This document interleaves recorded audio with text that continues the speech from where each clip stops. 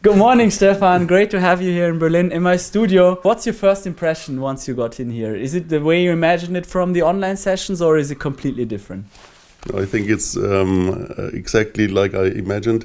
The white piano, I'm very proud to see it, and the grand piano here, so it's exactly the pictures and images from the online sessions.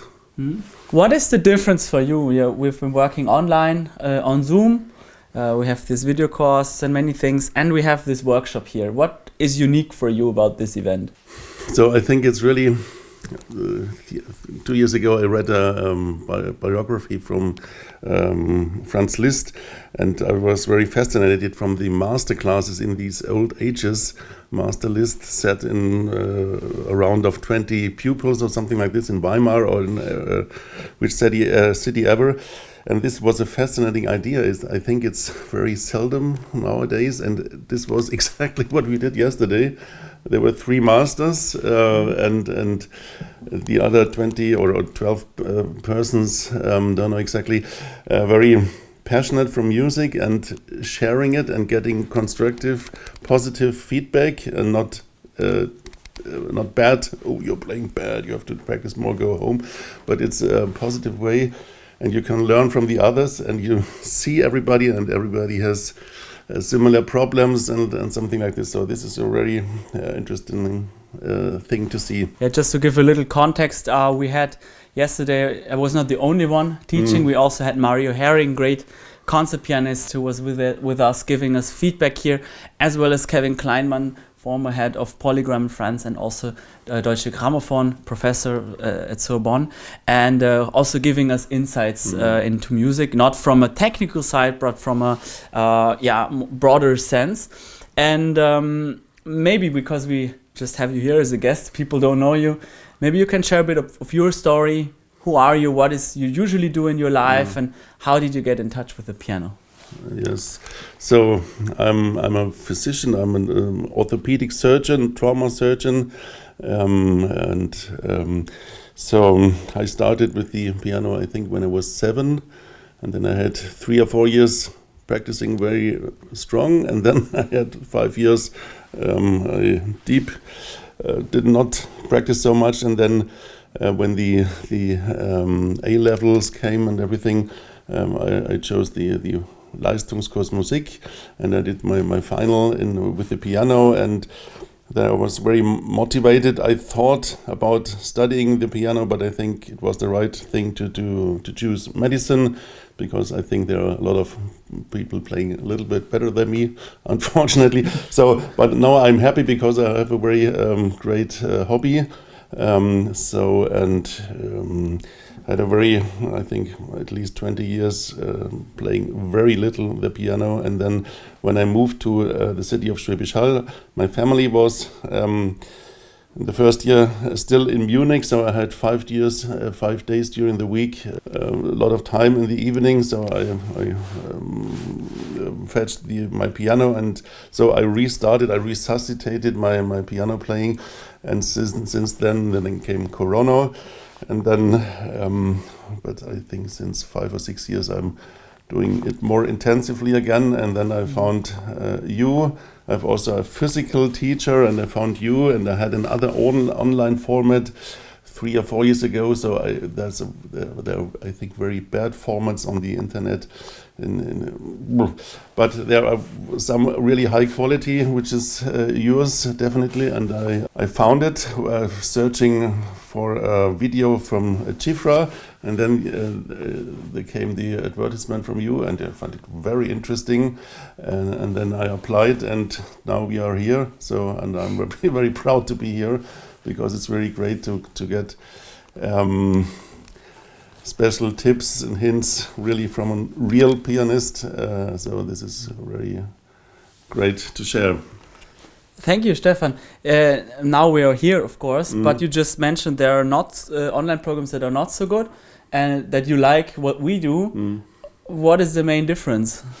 There's a good contact between you and the pupils and me, and you have a very regular time schedules where you can play, and you can really learn to play in front of others, even if it's online. It's the same energy. So you really learn to get reduce your stress. It's nearly the same if they are in a Zoom session as the people, or if they are real there. So this is a good training and a good contact. You can talk about one bar in one special and tell this is here and here, or you can play a whole piece, or some technical or psychological problems and everything. So this is a very close contact. Mm. Yeah, we have different live calls also for different topics like technique, strategies, mindset, performing. So that is what you just mentioned. It's very cool. If I may mention that you also have a musical household at home. Music is plays a big role. How is it for you with your family to interact with music? Do you play together or do you not play together? Maybe you can share a bit of your story. Yes, my wife is a professional singer, soprano, and so we do some music together, but I have to be honest. So I like mostly to play solo repertoire, and sometimes my wife said, "Oh, learn this aria and do accompanying me." So I think there's some little potential to increase it, but of course my wife is a professional singer, so it's very positive way of influencing the other, of course. Yeah, wonderful. You have mentioned to me a few pieces that I should learn. Yeah, I don't remember. Maybe you can tell the listener Liszt and many extremely difficult pieces. What fascinates you about this virtuoso piano music? Oh, this is a really difficult question. So I think it's a kind of powerful expression of music, something like this. If you can really play, I'm trying to play, but you can play it really difficult pieces from Chopin or Franz Liszt. So I think it's a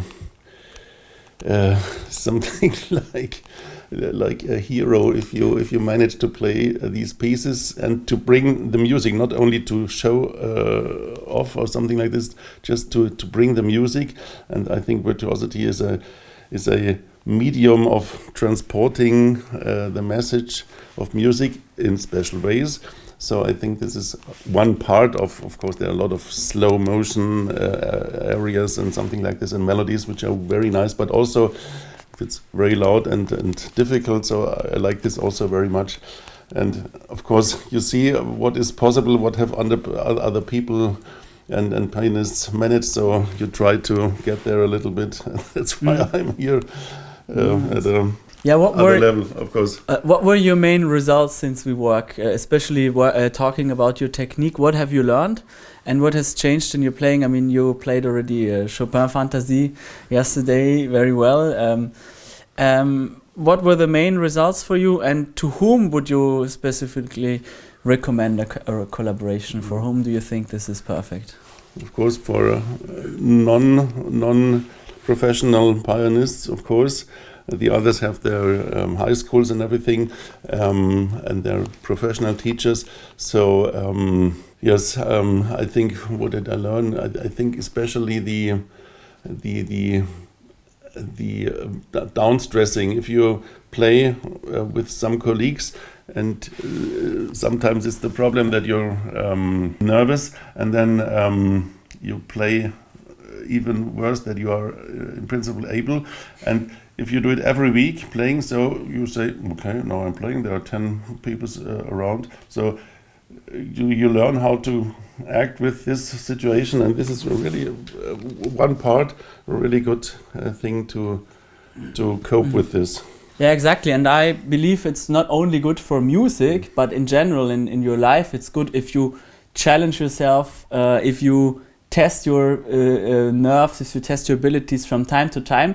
That will also broaden your horizon in many other ways in your life. It can benefit you if you kind of challenge yourself in this way many times. And if you also want to do that with the piano, of course, and learn how you can tackle your fears that other people are listening, then the Pilsen Academy might be something for you. You can apply for a free first lesson at aaronpilsen.com/academy.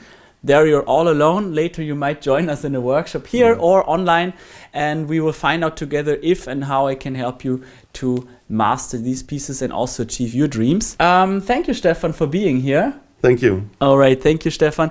We are going to Spandau now, and we continue our workshop. And thank you for watching. See you again in the next video. Bye-bye. Bye.